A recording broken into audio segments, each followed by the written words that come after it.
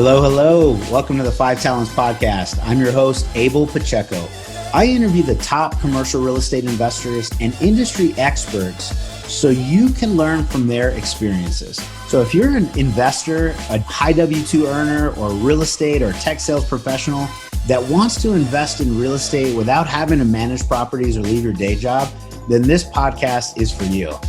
Or if you're already investing in real estate, but you're doing it part-time and you want to become a full-time multifamily or full-time commercial real estate investor, this podcast is for you too. You're going to learn a ton. You will learn from real-life multifamily investors and other professionals in the industry. They're going to share their blueprints for success, and I'm super excited that you're here. So I hope you enjoy the show.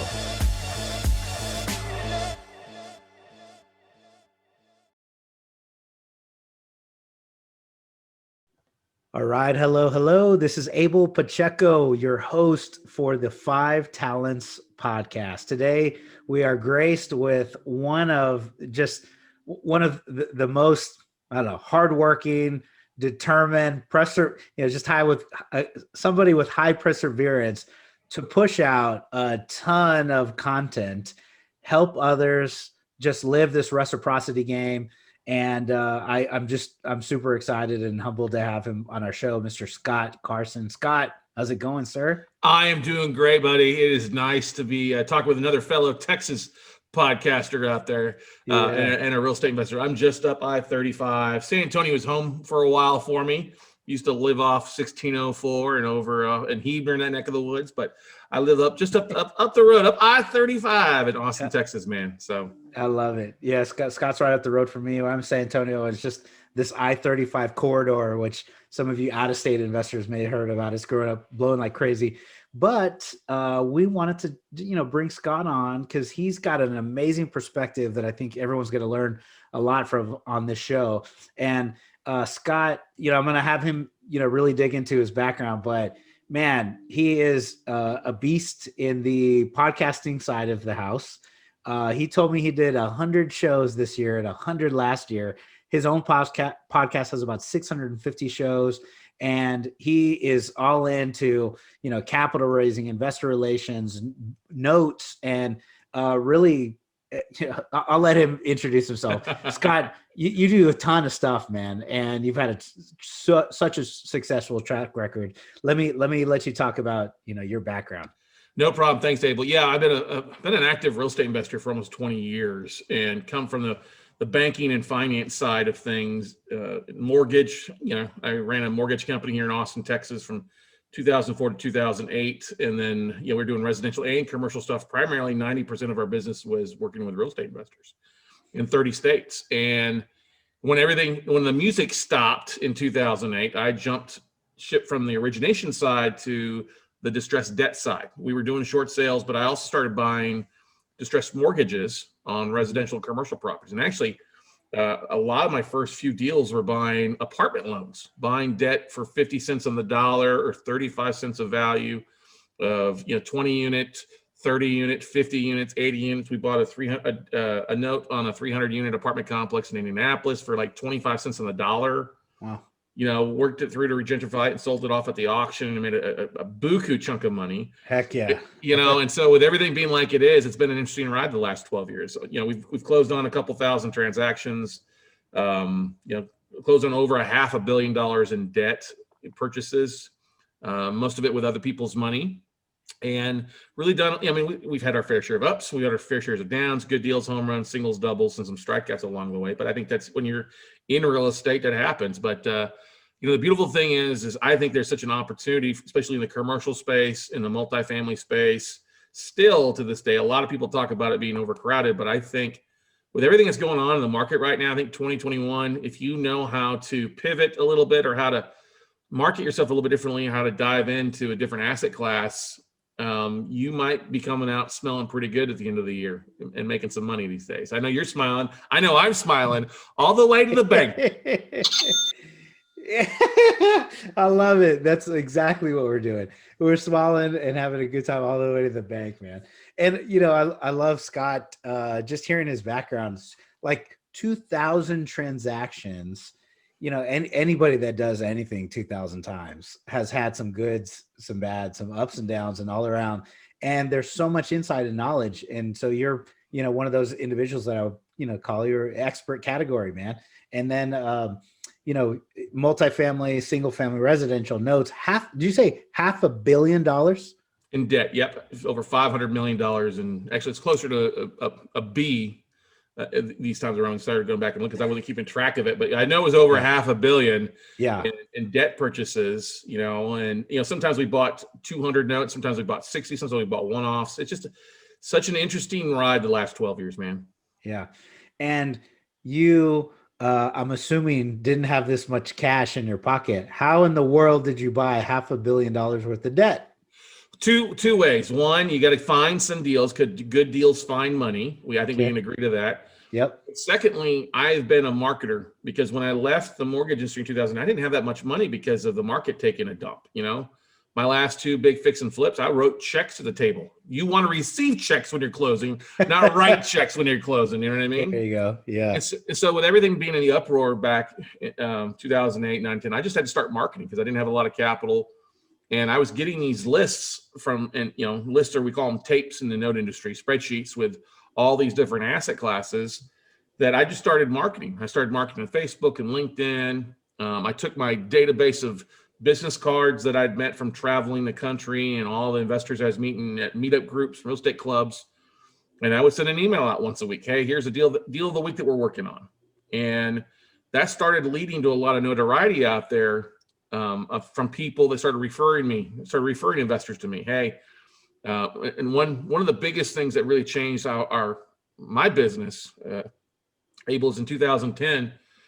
I was sitting there watching TV, thinking about the start of baseball season. They had these baseball commercials, $5 for a hot dog, $10 for a beer. Seeing every Major League Baseball park with your son priceless. And I was like, man, I would love to travel the country and go see that. So I wrote my goals down to go visit all 30 baseball parks.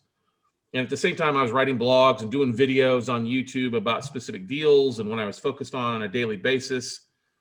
And I started having real estate investment clubs reach out to me. And in a matter of like a week, I had 5 clubs, meetup groups reach out to me to ask me if I wanted to come speak to their club about debt. And I'm like, yeah, when do you want me to come speak? And the days they wanted me to come speak lined up perfectly with this fictional baseball tour. So divine intervention, man. You know what I mean? And so I said, okay, all right, God. So I sold everything I own except my dog and my truck. And I jumped in the truck. And when I thought would be 30 weeks of traveling the country, it turned into almost 4 years of nonstop travel and speaking and teaching and buying and walking into banks and talking with asset managers at banks and from Miami to California and just about everywhere in between. So it's been an interesting ride. And that was one of the big things that really kind of changed my business. That was back in 2010. And then I've just been known as the note guy because we share our journey online. We got a ton of YouTube videos before I ever started a podcast. And, I'm just a big believer that if you give people the tools, those that are interested, the 5%ers out there that really are going to do something, they'll take what you're offering and understand the value of it and run with it and do some amazing things. The 5%ers. I love it. Yeah. That's such a small percentage of people, and I think about like when I started the real estate education journey, I was a seminar conference guy, went to a bunch of different ones and, got convinced. I say convinced, but I made the decision, fork over some money. That wasn't the action part, even though it was hard to fork over the first, education package. It was like 20 grand. I'm like, what in the world? But really a bunch of people were with me that we all spent 20 grand. And after a few conferences, 3 or 4, the educational sessions, I started like not seeing any of the same people that I signed up with, and they spent the money and they didn't act right. So the 5%, that's hard. And I looked around, I go, man, there's 20 grand on the hook. You got to at least make your money back. And there was a good number of people, 95% of people that I never saw again. That just makes me feel like, just feel horrible. I want to scream. You know what I mean? Out there. Because if you're going to spend 20 grand, you better, that's the motivation and stuff. But there's been a lot of, I'll just put in a credit card. It's not really my money. I'm like, I got to work to pay that sucker off, Mm-hmm. If I'm going to learn something. And I was really blessed for from 2004 to 2008 when I was traveling the country, working with investors and stuff like that. Is I had before I jumped in the note side, we were doing all these seminars, origination. I was doing mortgages back in 2004. And so 4 years, I had like an apprenticeship with one of the best note guys in the industry who taught me the creative side of financing, subject twos, taught me the commercial side of the note business. So I was really lucky to have that kind of mentorship early on before everything hit the fan in 2008. So yeah, education, mentorship, having a coach, well worth it. I mean, to this day, I know you do the same thing. Believe in it. If you want to go to a next level, hire a coach to get you there. Yeah, you got to, and then you have to take the action that they're telling you to do. I since joined a number of programs. I have a one-on-one coach. I'm in a mastermind, and every time I kind of get into it, it leads me to the next, whatever that is, next deal, next mindset, next paradigm. To keep, acting and make it happen. But so. Let me go back though, because you said a lot of great things. Find deals, number one. The way you found those deals, like you said, hey, marketing like crazy, finding the tapes in the note business, forgive me for not understanding, but is that literally like, hey, here's the owner, here's the amount that they owe, and here's, the property, and then you got to hunt them down and find that person, reach out to them, or what? Here's the beautiful thing about being in the note space. I don't usually deal with the borrowers. So I'm dealing directly with banks, and the banks have a list of, I guess you say, their problem children, problem borrowers. So they do send us a spreadsheet with the loans that they're looking to sell. And we often will see, okay, when was the last payment made? What's the balance? Who's the borrower? Their FICO? What's the value of the property? And so on residential, it's pretty easy to figure out values. On apartment, sometimes they'll have the financials, or other times you got to become Sherlock Holmes and try to create the financials because the borrower is not being responsive. They were probably in there for a reason. And one of those reasons, they probably didn't keep their books very well. Oh, exactly. Or they just, and other things can happen. I mean, craziness, COVID, we see that right now in a lot of areas, especially in student housing is being vacant and stuff. But so then you basically are negotiating with the bank after you're doing some due diligence on the property, the borrower. I mean, I've been chased out of a few places when I was walking properties before. It happens. It happens, but that's it. Then we buy the debt usually at a substantial discount. So it gives us the opportunity to come in. And then once we've closed on the note, reaching out to the borrower and say, hey, we're now the bank. We're the new bank. Exactly. You owe this, but let's work something out that makes sense for you. If you get a discount, if you're buying it for 60% on the dollar, then you're trying to take the spread of the equity, or maybe get creative, like you're saying, right? Well, the biggest bang for our buck is always to try to keep the borrowers in the properties, whether it's single family or multifamily. Yeah. And if because a lot of borrowers, if they get 6-12 months behind, they don't have the full amount to bring to the table. So if we can say, okay, can you start paying on time again? Or can we do a trial payment plan, get you back on track? If you pay on time, get back on track for 12 months, then we'll talk about modifying the loan or adjusting what's owed if you're way upside down. Or, hey, just sign the property over to us and walk away, and we'll take away all those nightmares and we'll be left with it. Yeah. However you want to do it. But if you can get them to pay and make it a producing note for you, then you're in less headache, less work, and the money's coming in. Or you have to do a little more work, but then there's some upside there. The nice thing in the note business too, especially when you start getting above that $1 million loan amount, a lot of times if you're buying a non-performing loan, but you've got a team and you can show the bank that you've got a management team behind you, or operations where it's not you got a team. Sometimes the bank's willing to carry the paper on that non-performing note. Said, okay, you're going to buy it, take over receivership in it. Okay, great. We'll go ahead and carry the paper for 75% of whatever we agreed upon. And then it's like, okay, great. Or even like we did one, it was 100% carry. Wow. So we got in with basically the bank gave you 100%. The bank gave us 100% because they don't want to be in the property management side. And so, and we basically it was a short-term 12-month loan. We got it regentrified, finished up the foreclosure and sold it off and paid the bank, saved the bank from having $1 million bad loan on their books anymore, which affects them. And it was a win-win across the board. Yeah, that's awesome.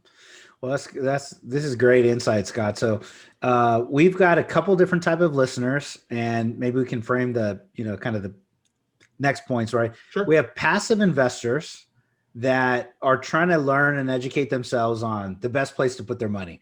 Yep. You know, we talk about multifamily commercial real estate a ton. I do have some other commercial real estate guests, you know, like yourself in the peripheral, that you do a ton of commercial real estate also, Right. just on the note side. But the other part is like a new general partner. So somebody like a new principal, they're trying to find their first deal, maybe their second or third, and you know, they're just trying to learn a little bit more, and so they can be good operators and good stewards of people's money too. So think of those two reference points, right? Now, the money and the capital that you raised, that came from, you mentioned business cards, people you knew in the professional world, and you just started making, you know, you started reaching out. So maybe help us, guide us into this. What did you do to raise capital at the beginning, and how do you do it now, man? So I think the biggest thing is most people have to realize these days we're not in the note business or the multifamily business. First and foremost, we're all in the media business. We're all competing for eyes and ears. And going back 12 years ago, we didn't have as podcasts, or YouTube wasn't as big as it was now. So I just started sharing my journey. You know, I started sharing what I was working on. Here's a deal that I could pick up at 50 cents on the dollar. It's an 8-unit apartment complex in San Diego. I had a picture. Here's what rough rent rates are. The bank is owed $548,000. The property is roughly about $750,000. We can pick it up at $375,000. Yeah. You know, somebody want to pay $425,000. That's a $50,000 wholesale fee or best offer.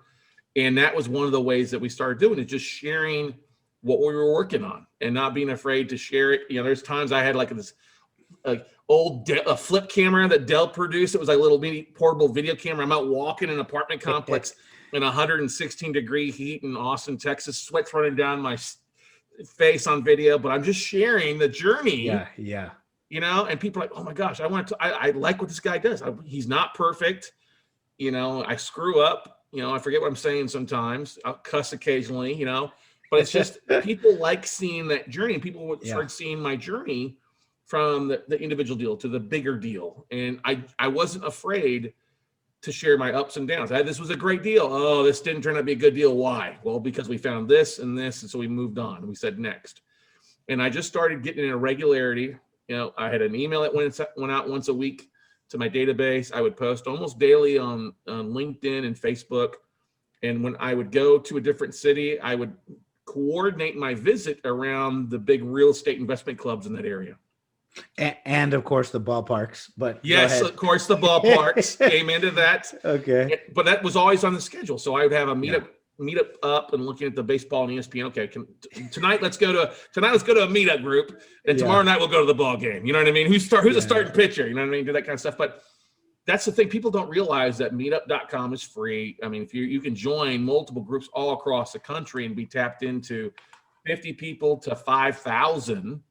Mm-hmm. And you just have to do a little bit of extra work. We talked about the extra 5%. I was willing to do a little bit, 5% more each day. That was like 3 more phone calls, 3 more posts at the end of the week, and just get the word out and just build consistencies and shared video. And when I would get people like, hey, I've watched all your videos for the last 6 months. I want to invest with you.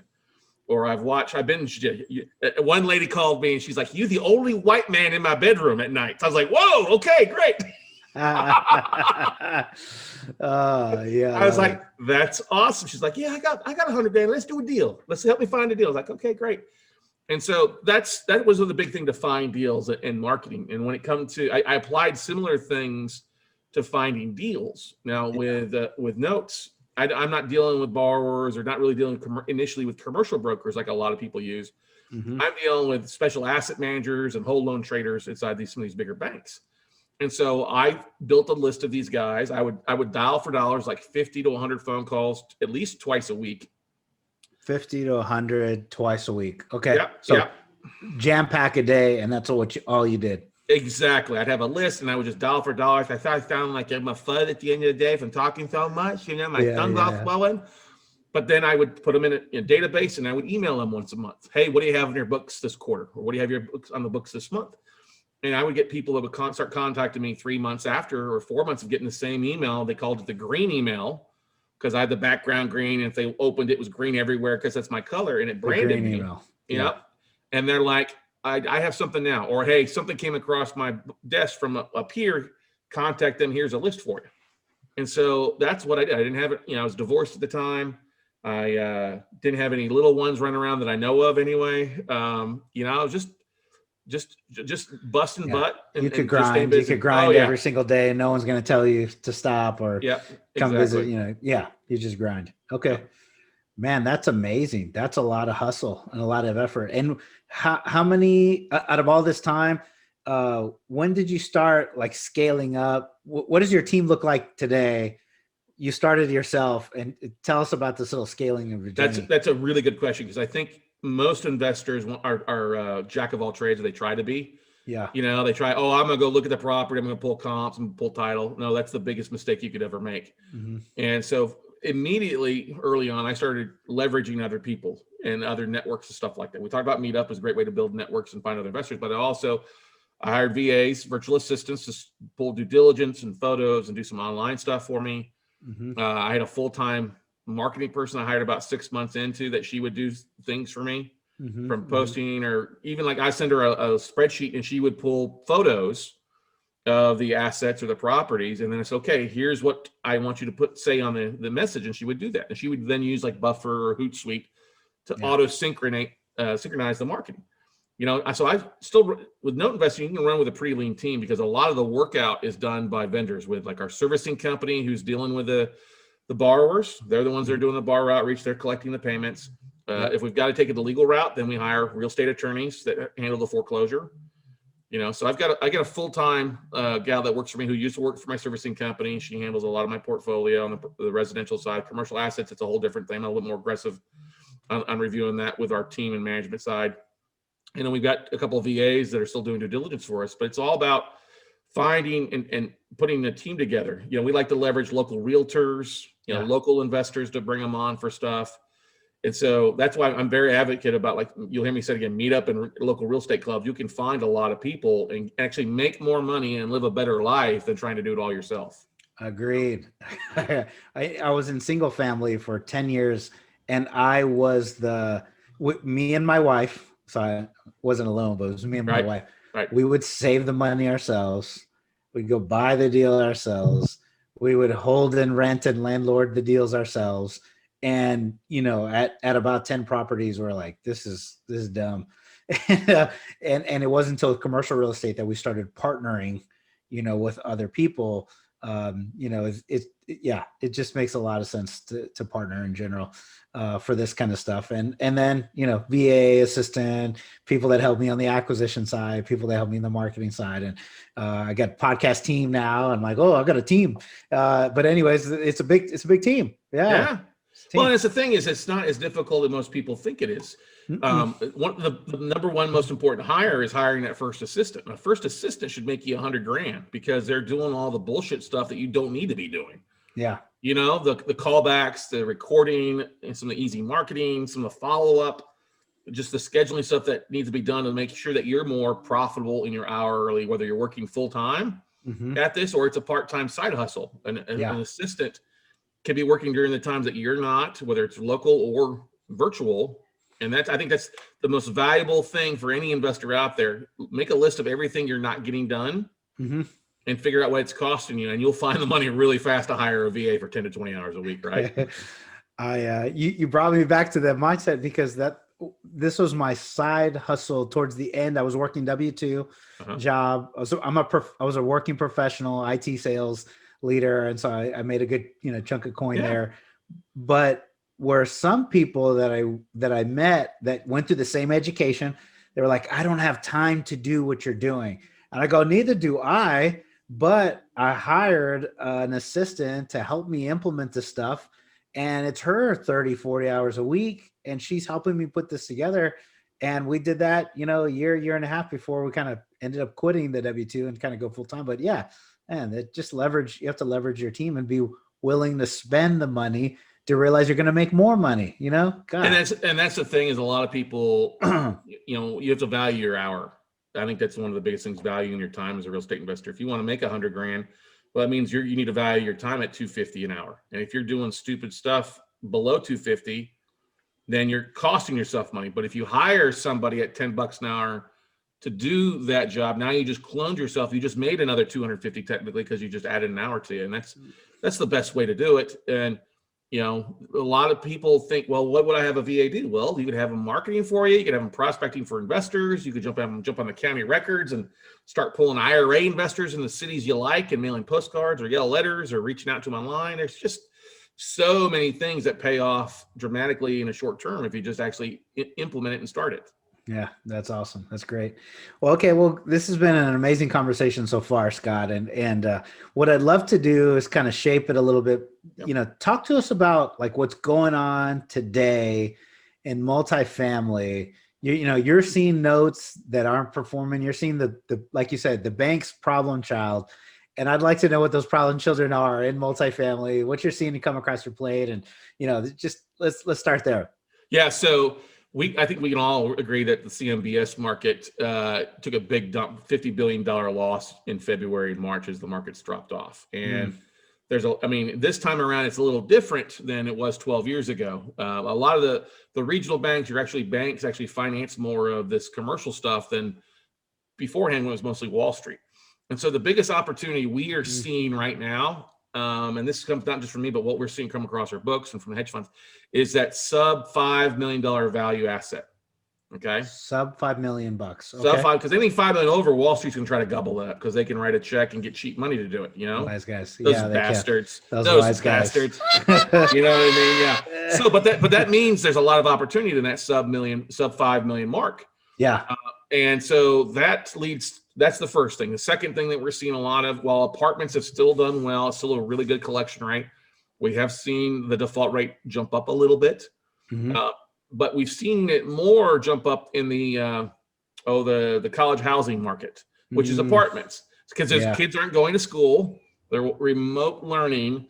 And so I think that's the biggest opportunity is somebody to come in, pick up some college housing, hold on to it for 2 to 3 years, let people get back to normal, because kids will go back to school. They're going to get back eventually. Vaccines come out and time goes on. And, I wouldn't be looking at small markets. I would be looking at your like Big 12, SEC, ACC, your big Power 5 colleges. Or maybe they're going to be there. Yeah, or the A1 or the Division I colleges too, because that's going to be the thing. And I would keep your sorting to markets that have at least 50,000 or more instead of the really small college towns, because those are the ones that may not recover at all. Yeah. And so looking at that, I would also be flexible. I've seen some interesting things happen up. We're seeing a lot of, I was reading an article today that in places like New York, where they're seeing a huge amount of increase in office space going into the fall, them talking about converting that to apartments, affordable housing. And so I've got a couple of our students who are taking that to another level. They're looking at like smaller hotels and motels, 100 units, 200 units, something that's not operating really well because hotels have been hit the hardest. Yeah. But they're setting them up and getting them rezoned for multifamily. And in some cases, they're able to do the pivot pretty easily. Other times, it's a little bit more of a rehab, depending on how old the complex is or the property is. But we're seeing it happen in a couple places. Philadelphia, we're seeing it happen in Maryland, Colorado. Florida is really looking at that, trying to turn some of these into affordable markets for you. So that's what we're seeing and what we expect to see a whole lot of in 2021 for the most part. Got it. Yeah. Makes a lot of sense. The college towns, unfortunately, just not going to do as well today, but in the future, big major markets, good population growth, city's not going away. Now's a good time to get it. And then the conversion of the office to apartments or hotels to apartments. Man, the hotel guys they have it rough. Well, here's the thing. There's basically saying the hotel market is you can buy hotel debt roughly right now for around 20 to 30 cents on the dollar. Wow. I just saw a Hilton Express or a Hilton Honors a portfolio. Borrower had one in San Antonio, one in Austin, one in Dallas, one in Fort Worth, and then one in Houston. And they sold the portfolio $16 million balance for $4 million. Oh my gosh. Yeah. Oh my gosh. Yeah. He took a big hit on it. I mean, it's still operating as a hotel. Yeah. But you look at cities who are then dealing with the COVID impact. So they're converting some smaller hotels into storage or quarantine for the homeless or other things. Whatever. Yeah. Whatever. Hey, you get a hotel at 25 cents on the dollar. You can make that profitable if you come and operate it properly or get creative with it. all of a sudden you like the building, you like the hotel a lot more. Well, and then If looking you're at the buyer, yeah, not the person that couldn't hold on to it. But go ahead. exactly. But then you have financials, you see what's going on, but then your play on that is really, okay, let me go to the city and say, hey, I'm willing to work with the increased number of residential evictions, those people that are going to get foreclosed or evicted first of the year because they can't afford their rent, to Yeah. bring them in at a number that makes sense. It's literally a market needs to be serviced, Yeah. and you Still they need still to have live housing somewhere. needs. Yeah. And while most apartment, your class A, class Bs are still at a high occupancy, I mean, a very low vacancy rate, high occupancy rate, that leads to a huge opportunity to step in and really be able to kind of see a need, and fill a gap for a while. Yeah. Yeah. Wow. That's eye opening, man. Hello, hello. You're listening to the 5Talents podcast. I'm your host, Abel Pacheco. If you're enjoying this podcast, then I know you're serious about achieving financial freedom. Are you ready to create your own path through multifamily investing for yourself and your family? Then I know you're going to appreciate our investor's guide to multifamily investing. It's titled Tackling Commercial Real Estate the Easy Way. We use this guide to invest ourselves in $93 million worth of real estate. So we're going to show you the basic mechanics of multifamily syndications and how to evaluate your next passive investment opportunity. So the best part, if you subscribe to our podcast now, leave us a review and a rating. I'm going to give you a free copy of our ebook. So please take a moment to do that now. Once you've done that, go to 5tcre.com/ebook, 5tcre.com/ebook. Make sure to let us know you left a review, and we're going to send you a free copy. So thank you so much for subscribing to the 5Talents podcast. We really appreciate it.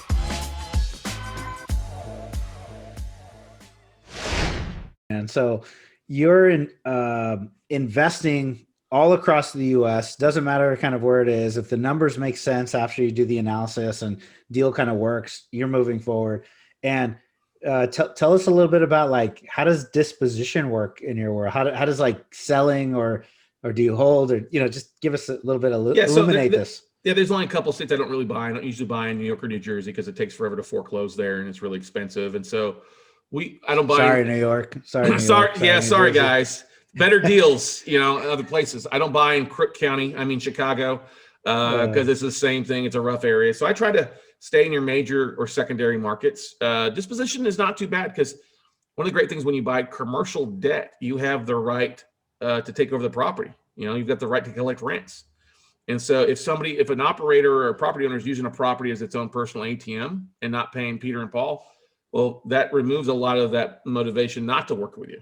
Mm-hmm. So, provided that there's not a big second lien or other things behind your first, a lot of times you can step into the operation side of a commercial property relatively easy. And then it's just connecting with operators or management companies to help out that are experts on that, so that you're not having to deal with a day in, day out operations. The matter just putting the right people in place, figuring out, okay, what's our time frame? Are we going to sell this at auction? Are we going to take it back?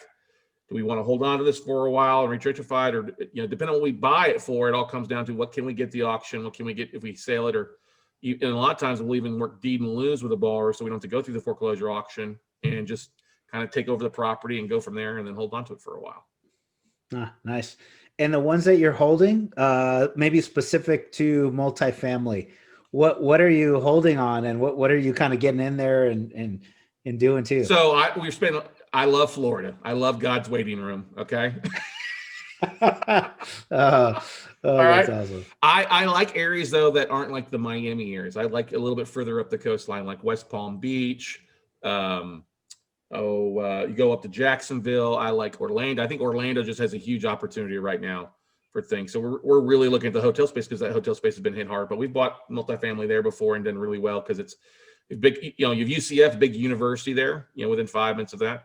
Mm-hmm. Another thing that works really, really well that we like is the Southwest Florida part of the country. A lot of people from New York, New Jersey got the heck out of Dodge and flew down to that part of Florida to enjoy it. So it's still seeing a lot of good growth there. People spending long time staying there. So being able to rent stuff out for a while or what also does really well, you'd be surprised about this, is apartments near military bases. Because if you can get in and work with the on-site housing director for these military bases. They'll usually pay 125% above market rents, and they'll handle the in and out 90 to 100-day turnover rate. They'll keep it furnished. It's almost as good as Section 8s if you can bring that on the multifamily side. So those are what I like in that neck of the woods. I'm a fan of the Carolinas. I think North Carolina is just booming like crazy. South Carolina is doing really well too.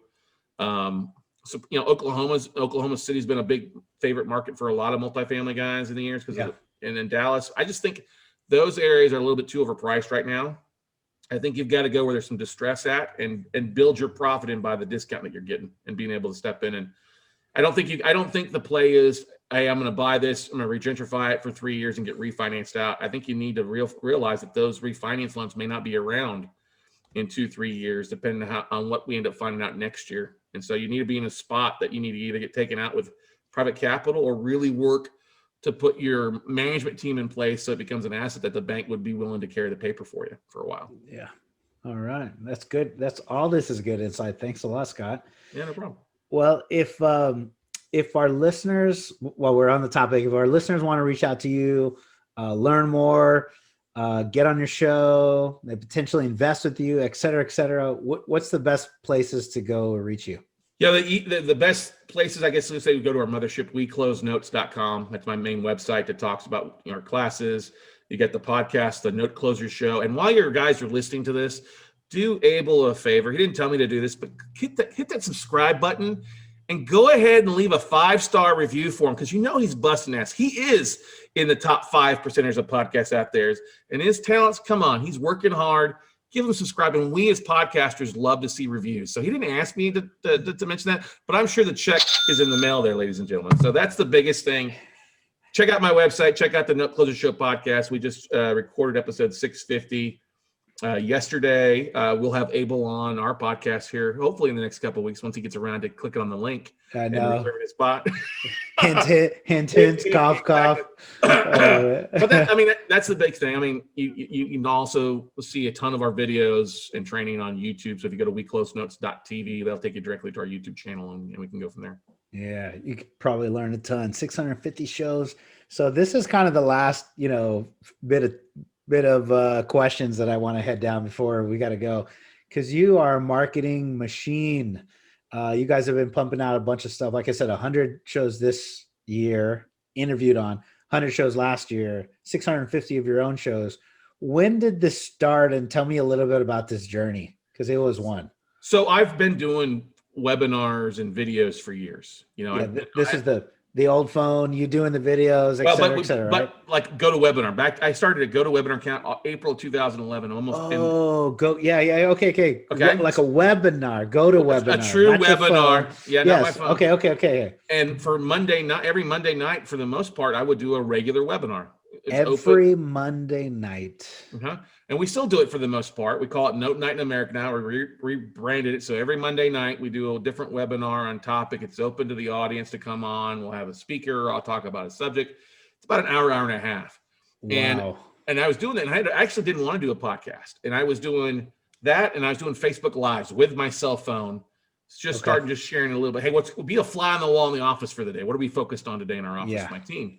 And I had a buddy come to me and said, listen, you should do a podcast. This is great stuff. I'm like, oh no, I don't want to do all that editing. I don't have time for that. There's not really, our listeners don't really listen to podcasts because there's no note investing podcasts out there at the time. Yeah. And one of my students was doing it. And I'm like, no, you should do it. Well, I was like, I don't want to do all the work. Never mind. So 6 months goes by. I'm talking with my students that have the podcast, and they're quitting it. I'm like, why the hell are you quitting it? You did 150 episodes. And you're getting these downloads. Yeah, we just want to go in a different direction. I'm like, okay, stupid. So I immediately called my buddy, been trying to get me to do the podcast for a year. So, okay, we're ready to roll. Can you reuse? He's like, yeah, just go on Zoom, record it, and just send us the link, and we'll make you look good. I'm like, that's all I have to do. I don't have to do it. We'll do the editing. We'll charge you for that. But I was like, oh, it's done. Let's do it. And as I said, I have a marketing mindset. So every day when I wake up, it's like, okay, what am I marketing today? Who am I interviewing on my show, or what am I talking about, or whose show am I on this week? And we just write it into the schedule. We just time block our schedule for a couple of those, and it adds up over time and getting the word out. And since I'm so happy because not being able to travel this year, we just have embrace the podcast side of things. Okay, so me traveling to an event and seeing the same 75 people at every event. I'm just going to do a podcast and be in front of new people every time. And that's what's been our biggest mindset and mind shift starting 3 years ago with that. 3 years for the podcast. Yep. And then webinars weekly, Monday nights since 2011. Yep. Let me pause for anybody listening, right? If you want to know like how to do like $500 million worth of anything, there's just one just massive mindset that you guys need to have, is that you need to do, exactly what you should do, like market every single, once a week, persistent for the past 9 years. Consistently. Plus. Yeah. Consistently over and over and over and over again. And here's the thing, Abel. Every week we track, okay, how many people signed up for our webinar this week? How many people are new? We have roughly 20 to 30 new people, brand new people, opt in every week. And so that's our number one source of markets. Like, we're going to get 20 new people this week by just showing up for half an hour. Just showing up. Yep. That's so amazing. And, it's I don't know the right word for it, man. I'm at a loss, but I will tell you that it's that dedication that you had. That's why you have success. And when people ask me all the time, how did you convert, this, or how did you have success in this? And, I haven't done $500 million yet, but we're grinding. But you've been consistent. Like, this thing's been starting since 2008, man. It hasn't started today. I promise. Exactly. It says Damon John from Shark Tank, and he says he's the token smart guy on the show, which I love. But I got a chance to spend some time with him in San Diego to an event a couple of years back, and he talked about how he would wait tables at Red Lobster, go home at night, work on his clothes, line FUBU, sleep on the floor, get back up, go work a double shift at Red Lobster, come home, work on his side hustle for 7 p.m. And so overnight success was like an 8-year process for him. Overnight. People are just lazy, and you've got to have that. If you want to do big things, you got to have big commitments. Yeah. And realize it all. And some people will get like, what you didn't have, your shows didn't go viral. I'm like, no, all I need is one person new, just one person new, and it's worthwhile. You never know that one person is. Yeah. That's awesome. So, is there anything, Scott, we didn't talk about? I didn't bring it. You wanted to bring some exposure. I just didn't ask. So anything at all, man. I have a very important question. Yes. Best breakfast taco in San Antonio. Where's the best breakfast tacos? Because I know you like them, like I do, man. I do, my friend. There's a number of just good, solid quality tacos that isn't a somewhat of a chain, but they're everywhere in San Antonio. Las Palapas. Oh my gosh, yes. And I'm a big fan of Pico de Gallo's tacos too, or on the north side, Tinka Taco. Tinka Taco rocks, and so does Pico de Gallo. Yeah. And the thing about Las Palapas is just it's everywhere. It is. You can find it on all the major. I'm hungry now. I'm gonna have to drive to San Antonio to get me some Las Palapas, brother. Yeah, they're quality breakfast tacos. And if that's another way, guys, go ahead. You want to raise capital? Do a breakfast taco networking thing. Oh man. Unfortunately for me, if you want to gain 10 more pounds this year, have a breakfast taco with cheese every morning. Whatever it is, put some cheese on it. And queso. Good queso, brother. It's so funny. And yes, but no. I love it, man. This has been a great conversation, Scott. Yeah. I'm very appreciative, man. I'm very appreciative of just getting into a little bit of your world, and hopefully we can stay good friends and kind of continue on the relationship. I'd love to follow your success, etc. You and I will be in touch definitely, because San Antonio is one of those markets I think in Texas is really growing rapidly. Did a really good job, but I also think it's got the space for a lot of things compared to like Austin, compared to Dallas, and compared to Houston. Yeah. If I didn't live in Austin, I'd live in San Antonio, and I think a lot of people don't realize that. But there's so much growth going on out on the west side of San Antonio and Helotes and all over the place. And so you and I will be in touch on some of these deals that we're starting to see across our our books and some stuff. All righty. Yeah. I look forward to it. Again, my name is Abel Pacheco. I am your host for the 5Talents podcast. As Scott mentioned, if there is something today that you got some value from, which I know there was more than a few nuggets here, I would encourage you, please like, subscribe, rate, review, leave us a written review would be awesome. And then, man, get into Scott's world. You're going to learn a ton. So I thank you very much again for your time, Scott. Appreciate it. Honored to be here, Abel. All right. Bye-bye. Bye.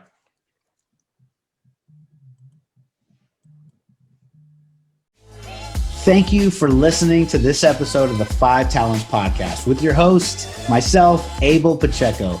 Each week, we're going to bring you interviews from industry experts and commercial real estate investors who followed their dreams and achieved massive success. Before you leave, let me ask you a few questions.